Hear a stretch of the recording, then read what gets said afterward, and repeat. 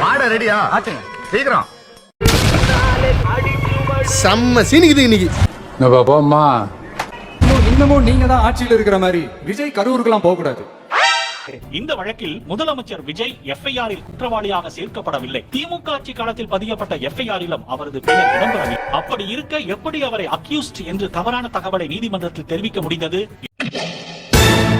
ஒழுங்கா படி என்று சுப்ரீம் கோர்ட் ஓங்கி மண்டேலேயே நறுக்கு நறுக்கு நறுக்கு என்று முதலில் வழக்கை முழுமையாக படித்து தெரிந்து கொண்டு வந்து தகுந்த மனுவை சமர்ப்பித்து நிவாரணம் கோரும். செம்மட்டியாலே அடிச்சும் இந்த திமுக முழிச்சுக்கல அப்படின்னா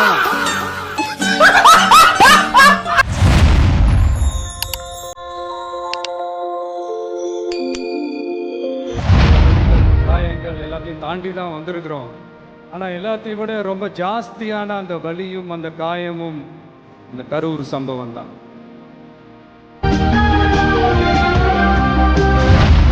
அந்த மீட்டிங் முடிச்சுட்டு பெரம்பலூர் போறதுக்கு முன்னாடி அந்த பெரம்பலூர் போலீஸ் வந்து எங்களை அலர்ட் பண்ணாங்க, லேட் ஆயிடுச்சு வராதீங்க.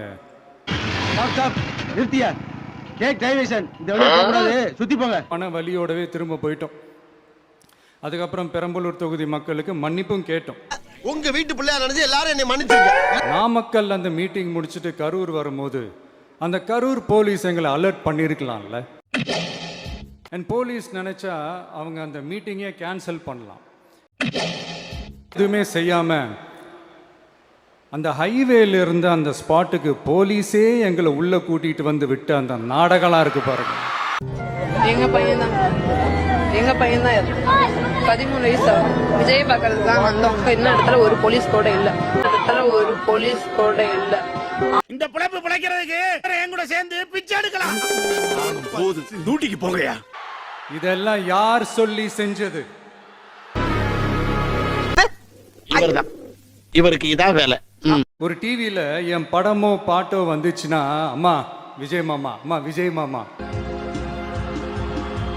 அப்படின்னு சொல்லி அவங்க அம்மா கிட்ட சிரிச்சுக்கிட்டு அந்த டிவி ஸ்கிரீனை போய் தொட்டு முத்தம் கொடுத்துக்கிட்டு தங்க பிள்ளைகளை இழந்திருக்கோங்க. அந்த வலியோட இருக்கிற என்ன நீங்க ஏளனமா பேசுறீங்களா? ஏம்பா சுடுகாட்டு சொல்லியாச்சா? சொல்லியாச்சுங்க சார். வாயின்னு முன்ன இருந்தா என்ன வேணாலும் பேசுவீங்களா?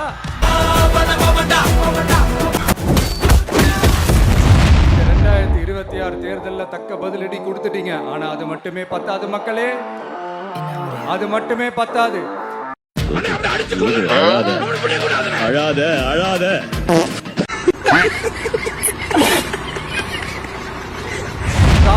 காலத்துக்கும் எழுந்திருக்கவே முடியாத அளவுக்கு நிரந்தரமான ஒரு பதிலடியை நீங்க கொடுத்துக்கிட்டே இருக்கணும்.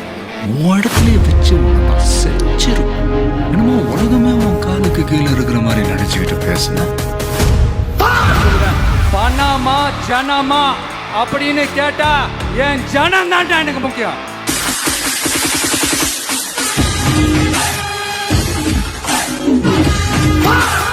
சொன்ன மாதிரி அவங்களால ஓப்பனா சொல்ல முடியுமா? அந்த தில்லு இருக்கா, திராணி இருக்கா? ஒரு கிடையாது. பேசிட்டு இருக்கும்போது இடையில ஐயாவா வாடா வாடான்னு எதுவும் சொன்னியா? ஃப்ளோல ஏதாவது வந்திருக்கும். புலவுல கெட்ட வார்த்தை கூட வரும் சில நேரத்தில். அந்த கட்சி நிதின்ற பேர்ல அடிக்கிற கொள்ளையெல்லாம் இந்த தீய சக்தியா இருக்கட்டும், தீந்து போன சக்தியா இருக்கட்டும். என்னன்னா சட்டசபையில பேசும்போது பார்ட்டி ஃபண்டுன்னு தான் சொன்னேன். எரியுதடி மாலா ஃபேனர் போடு. அது எந்த பார்ட்டி, என்ன ஃபண்டு, யாரு, என்ன பேரு எதுவுமே சொல்ல. பார்ட்டி ஃபண்டுன்னு சொன்னவனை எடுத்தாங்க பாருங்க ஒரு ஓட்டம். எடுத்தேம்பாரு ஓட்டம். மார்க்கெட் கூட நான் பார்க்கலையே அப்படி ஒரு ஓட்டம். ஐயோ இந்த விஜய் ஒவ்வொரு கதையா எடுத்து வெளியில விட்டுருவான் போலின்ட்டு திரும்புற பக்கம்லாம் கதறல் கதறல் கதறல்.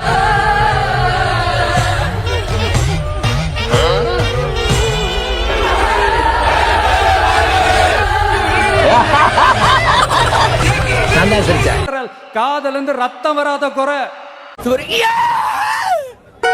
அடுத்து லஞ்சம்லாம் ஒழிக்க முடியாது, ஊழல்லாம் ஒழிக்க முடியாது, அதெல்லாம் பிளட்டிலேயே ஊறி போய் இருக்கு. இவங்கிட்ட மாட்டிக்கிட்டு அப்படின்னு சொன்னவங்க போய் ஒவ்வொரு கவர்மெண்ட் ஆபீஸா பாருங்க, ஒரு பைசா லஞ்சம் இல்ல. ஒரு பைசா ஊழல் இல்ல. புரட்சி தலைவர் வந்துட்டாயா, புரட்சி தலைவர் வந்துட்டாயா.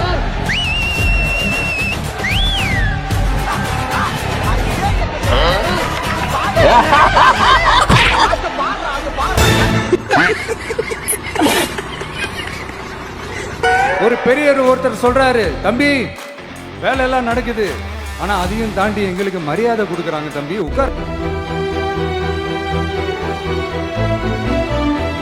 வரப்போற அறிஞர் அண்ணா அவர்களுடைய பிறந்த நாள்ல உங்க அண்ணனுடைய அரசுல தாய் மாமன் தங்க மோதிர திட்டம் அறிவிக்கப்படும். இந்த தீய சக்தி மாதிரி ரீல் தாய் மாமன்லாம் கிடையாது, ரியல் தாய் மாமன். எப்படி ரியல்?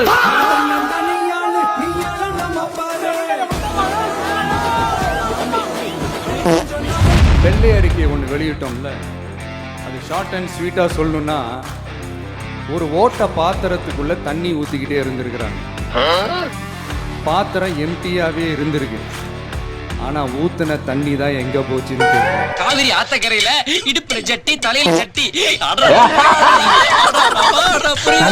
பேசுங்க பேசுங்கன்றீங்க, பேசுனா எந்திரிச்சு ஓடிடுறீங்க.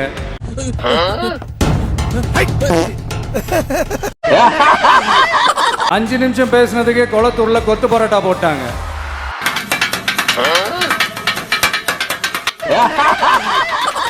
மேகதாது அணை சம்பந்தமான அந்த வழக்கில் தமிழ்நாட்டோட பெட்டிஷனை சுப்ரீம் கோர்ட் எப்போ ரிஜெக்ட் பண்ணுச்சு?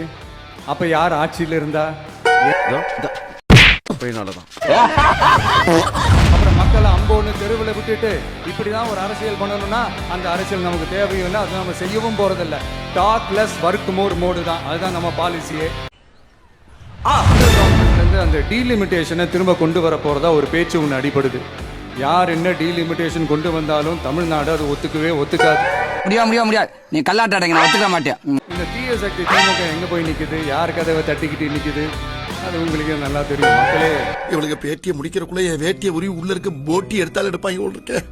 கொஞ்சம் சீக்கிரம் முடிச்சு விடுங்கம்மா, கம்மா கிடையாது. இந்த தீய சக்தியும் தீர்ந்து போன சக்தியும் வேற வேறலாம் இல்ல, கூட்டு களவாணிங்க.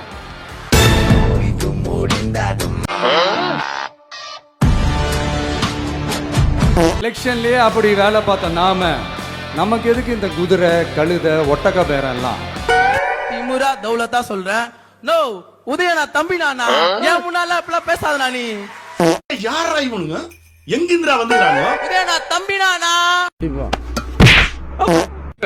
Hey, y'all come look at this. பேசுனது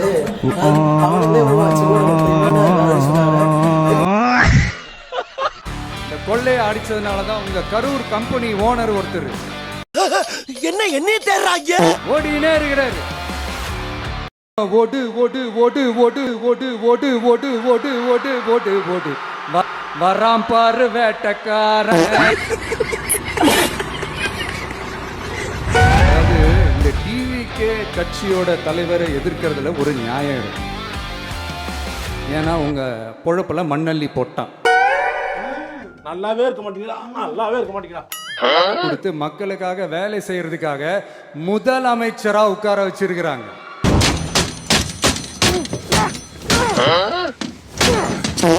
தான் கேட்கிறேன், இன்னும் கனவுலயே இருக்கிறீங்களா? முதல்ல முழிச்சு வாங்க, ரியாலிட்டிக்கு வாங்க. உங்க ஆட்சியெல்லாம் வீட்டுக்கு போய் டிவிக்கேன்னு ஒரு ஆட்சி வந்து ரொம்ப நாள் ஆச்சு. எனக்கு ஒரு டவுட்ரா, நீங்களா வந்து இதெல்லாம் செய்யும் போதே தப்புன்னு தெரிஞ்சுதான் செய்றீங்களா இல்ல ஹீரோசம்காக செய்றீங்களா? ஒழுங்கா படி என்று சுப்ரீம் கோர்ட் ஓங்கி மண்டேலியே நறுக்கு நறுக்கு நறுக்கு என்று ரிலேஷன்லாம் வந்திருக்காங்களேயா.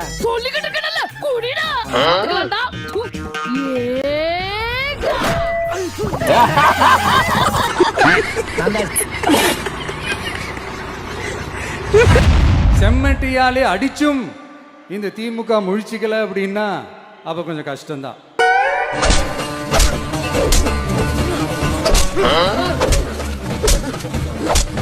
அதனால வரப்போற இடைத்தேர்தல மக்களே, இந்த தீய சக்தி திமுகவை நல்லா வெச்சு வெளுத்து விடுங்க. கூட இருந்து குழி பறிக்காம கொய்யாவோட பறிக்க முடியும். கிள போல்டுங்களா இன்னும் யார் மேல யார் மானபங்கப்படுத்திடுவேன். ஏய் நான் ஜட்டி போட்டு வந்துடுறேன்.